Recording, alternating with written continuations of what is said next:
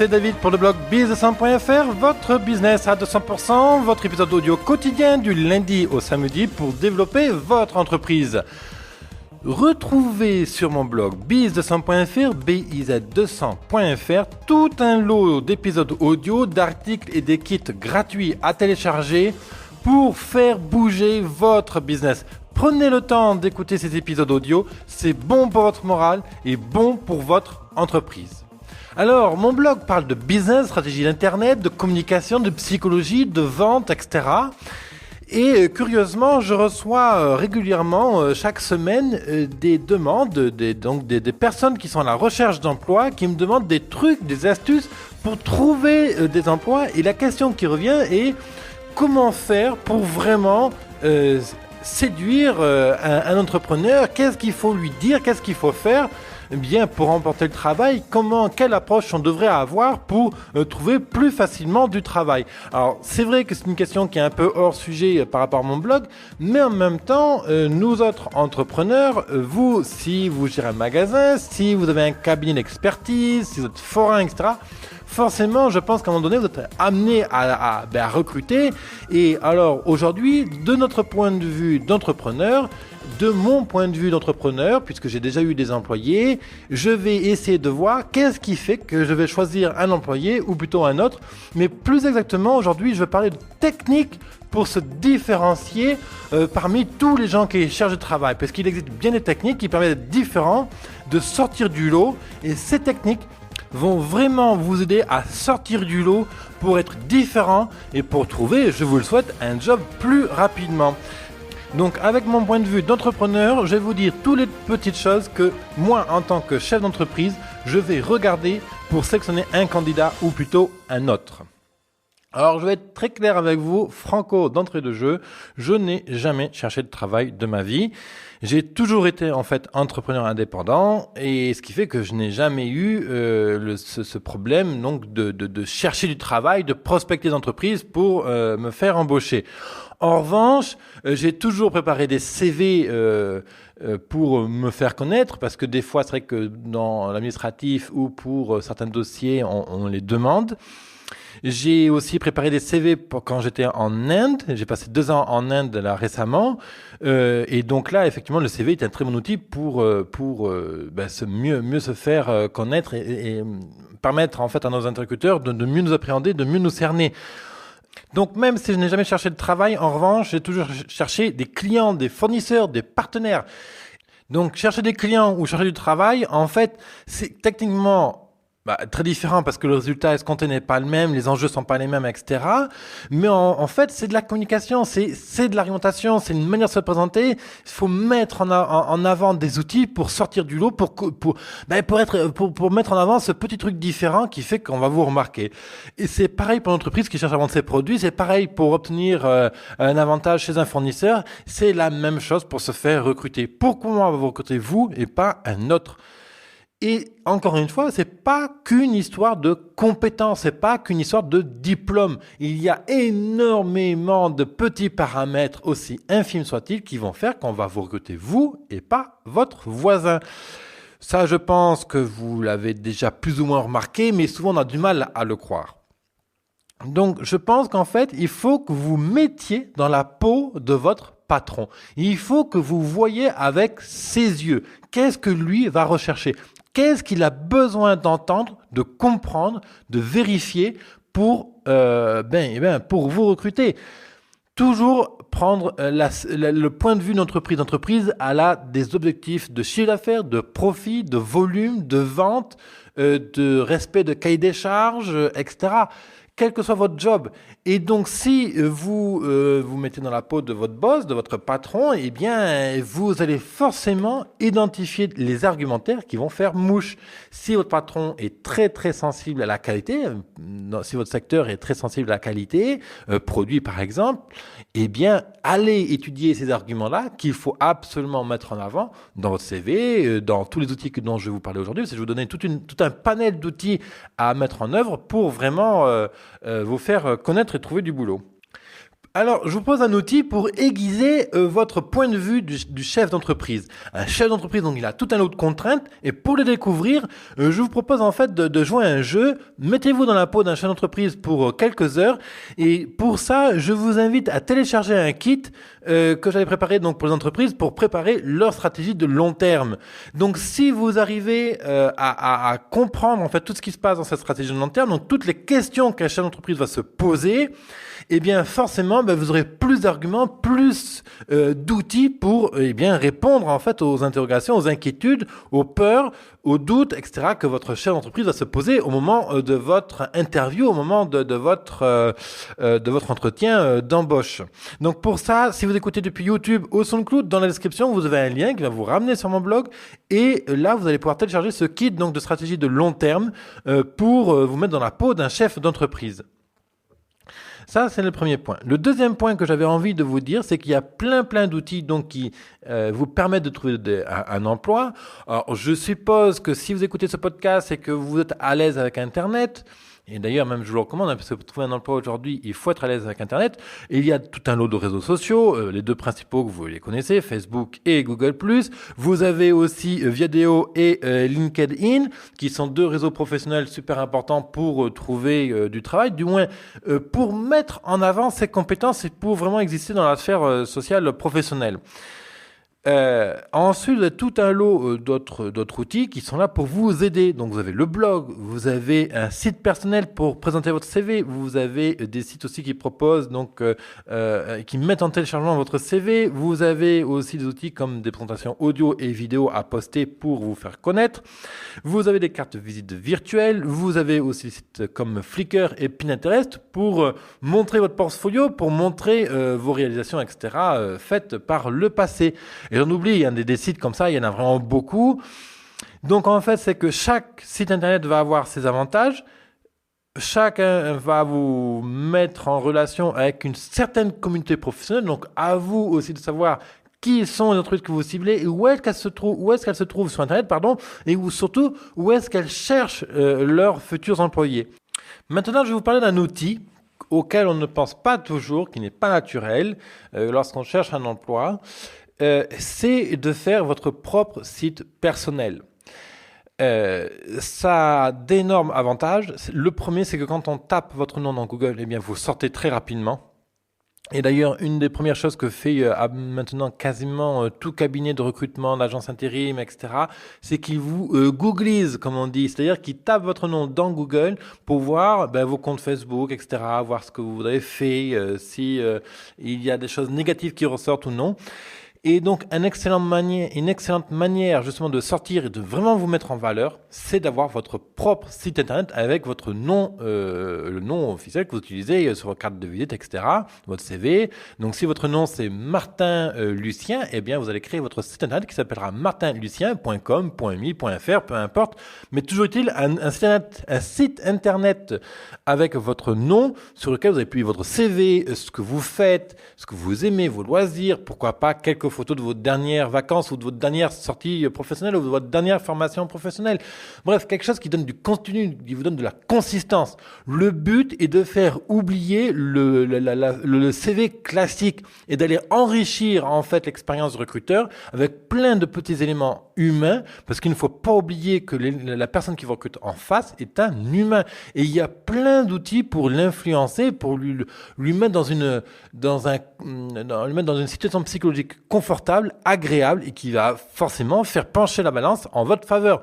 Parce que souvent, vous savez, les arbitrages entre deux employés avec des compétences égales ou similaires se jouent à des détails infimes. Donc, si vous montrez par A plus B que vous êtes à l'aise avec la communication et que vous êtes avenant, parce que par définition, si vous avez un site internet, que vous avez une bonne démarche sur Internet, ça montre que vous êtes avenant. Donc, forcément, ça fait un avantage de taille. Un avantage énorme, même, j'ai envie de dire. Le deuxième outil que vous avez à disposition, c'est le blog. Parce qu'une fois que vous avez fait votre site internet, rien ne vous empêche d'avoir votre propre blog. Alors, en règle générale, la première objection que j'ai du tac au tac, c'est « Oui, mais moi, j'ai rien à dire, j'ai rien à publier sur Internet. » Alors aujourd'hui, oui, vous n'avez pas d'idée sur de quoi parler, etc. Mais publier sur un blog est une excellente manière, encore une fois, de vous distinguer de vos concurrents qui cherchent du boulot. Vous avez forcément des passions, vous pouvez parler de votre profession, peu importe, vous allez forcément trouver un sujet sur lequel parler. Donc, le conseil que je vous donne, c'est d'ouvrir un site internet. Donc, si vous appelez Martin Lucien, vous me créez martinlucien.fr, sur lequel vous allez présenter votre activité, votre CV, vos expériences, etc. Si vous parlez plusieurs langues, je vous recommande très fortement de mettre votre site personnel en plusieurs langues, français, anglais, espagnol, italien, allemand, peu importe, selon vos compétences, et vous y intégrez un blog derrière. Donc, ça ne veut pas dire qu'il vous faut publier tous les jours des tonnes de contenu. Non, il s'agit d'être régulier. Une fois par jour, une fois par semaine, une fois toutes les 2 semaines, une fois par mois, peu importe, mais de publier régulièrement et vous publiez bien sûr le contenu que vous voulez. Ça peut être de l'article, de la vidéo, ça peut être de l'audio, ça peut être de la photo, ça peut être plein de choses. Donc, faire ça, c'est vraiment définitivement mettre vos concurrents qui cherchent du travail à la trappe et vous dominerez la scène au moment où le recruteur va vous chercher sur Google. Si vous sortez avec des épisodes audio, des articles un peu bien ficelés, etc., forcément, là, je vous mets ma main à couper que vous allez vraiment sortir du lot. Enfin, le deuxième argument qu'on me reproche après, la deuxième objection, qu'on me donne, oui, moi je n'ai rien à publier sur Internet, donc la deuxième objection, ça va être, ça coûte cher. Je ne connais rien à l'informatique, je ne suis pas capable de publier un site Internet. Alors déjà, il faut bien savoir que publier son site Internet aujourd'hui en ligne est vraiment facile d'accès. Si vous passez par une agence, en règle générale, une agence pour 250-300 € va tout à fait être capable de vous mettre en place le socle de votre site internet et vous, ensuite, vous allez pouvoir le remplir parce que par définition, si vous êtes à la recherche d'un emploi, vous avez du temps libre, donc vous avez du temps à y consacrer. À contrario à un entrepreneur qui, lui, va manquer de temps pour vraiment nourrir son site internet. Donc la démarche, vous allez sur OVH, vous réservez votre domaine martinlucien.fr par exemple. Derrière ça, vous allez mettre en place votre socle pour publier. Donc moi je vous recommande WordPress, donc l'agence un peu dans le détail technique. Si vous n'avez pas envie de vous emmerder avec le détail technique, allez voir une agence web et vous leur demandez explicitement je veux un site personnel basé sur WordPress et mon budget c'est 300 €. Et ils vont vous faire ça, ils vont vous mettre en place le design et après vous allez mettre vos photos, vous allez mettre le contenu, vous allez publier vous-même et vous allez voir, c'est vraiment tout à fait accessible à n'importe qui.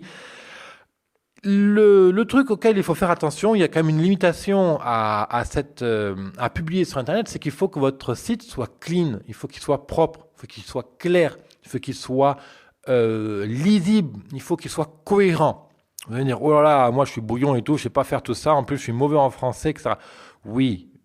Personne n'est parfait en français et regardez mon propre blog. Je sais très bien qu'il y a beaucoup de fautes d'orthographe. Je sais très bien que j'articule mal des fois dans mes épisodes. Je sais très bien que des fois, je parle n'importe comment dans mon micro. Mais il vaut mieux quelque chose de fait plutôt que de quelque chose qui ne soit jamais fait parce que vous voulez du parfait. Il vaut mieux imparfait que jamais fait.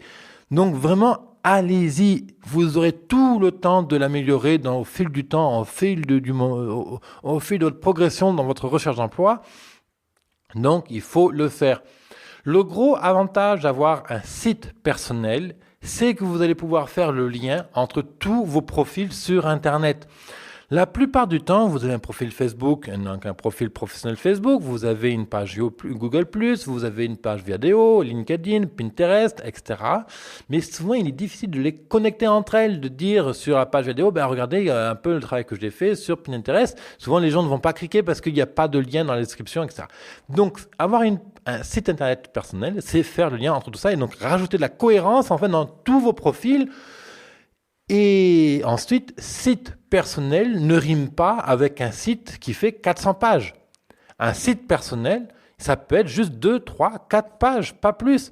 Une page pour présenter vos expériences, une autre pour présenter vos compétences, une autre pour présenter votre vie personnelle ou une formation, quelque chose qui vous tient à cœur, et une page contact. Évidemment, il ne faut pas l'oublier celle-là, il faut qu'elle soit vraiment en avant, il faut vraiment que vous incitiez les gens à vous contacter.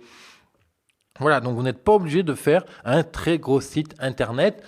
Si derrière, après, vous voulez aller sur le blog, eh bien pareil. Donc vous allez avoir un site personnel avec quelques pages pour vous présenter l'expérience, etc. Et derrière, vous allez dire, lisez mes billets, mes posts, mes articles. Et là, vous avez un gros bouton qui amène sur la page qui liste tous les articles, etc. que vous avez publiés.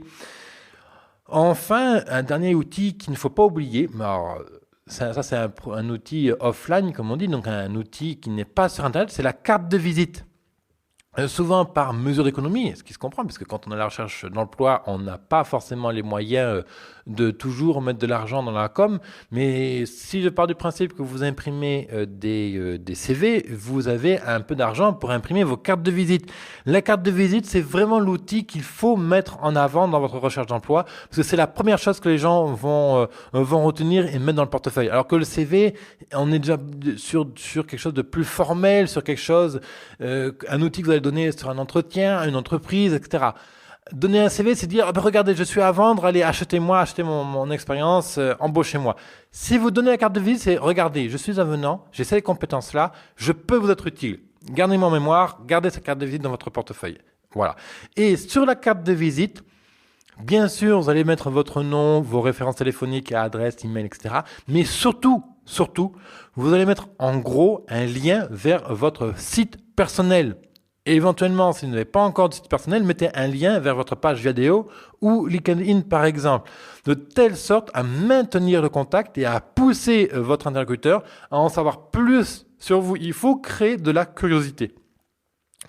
Donc je résume, il vous faut, pour vous mettre dans la peau d'un entrepreneur, comprendre quelles sont ses interrogations, quelles sont ses peurs, etc. à embaucher, parce que derrière lui, il a des contraintes administratives, juridiques qui sont importantes, hein, vous les connaissez. Quand on embauche, c'est difficile de licencier, ça coûte cher.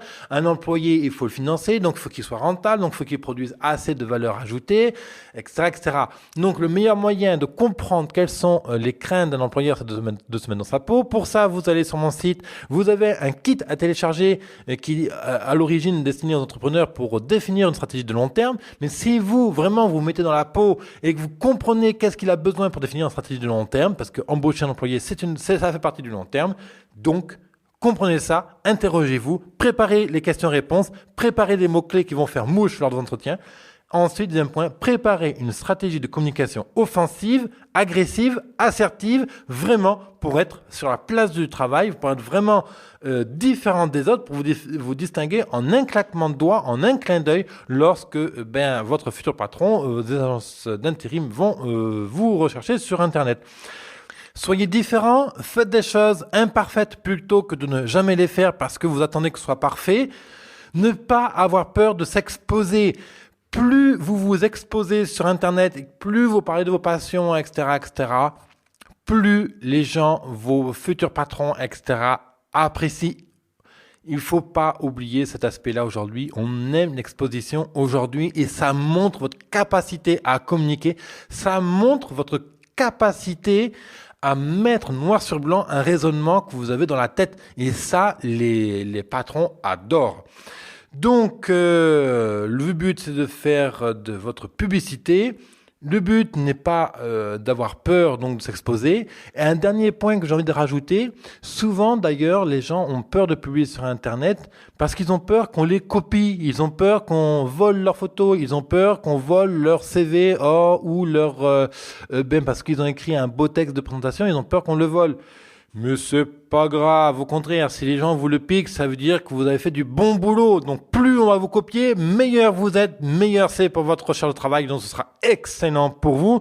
Moi, je vous retrouve sur mon blog pour que vous téléchargez ce kit pour vous mettre dans la peau d'un chef d'entreprise. J'espère que cet épisode vous sera utile et j'apprécierais beaucoup d'avoir vos retours. J'ai déjà beaucoup de retours sur ma page biz200.fr contact, des gens qui me contactent pour toutes sortes de choses, pour trouver du boulot, pour améliorer l'entreprise, pour créer l'entreprise, pour faire booster leurs ventes. Donc vous aussi, n'hésitez pas à me contacter sur ma page biz200.fr/contact pour me donner votre sensation. Est-ce que cet épisode vous a été utile?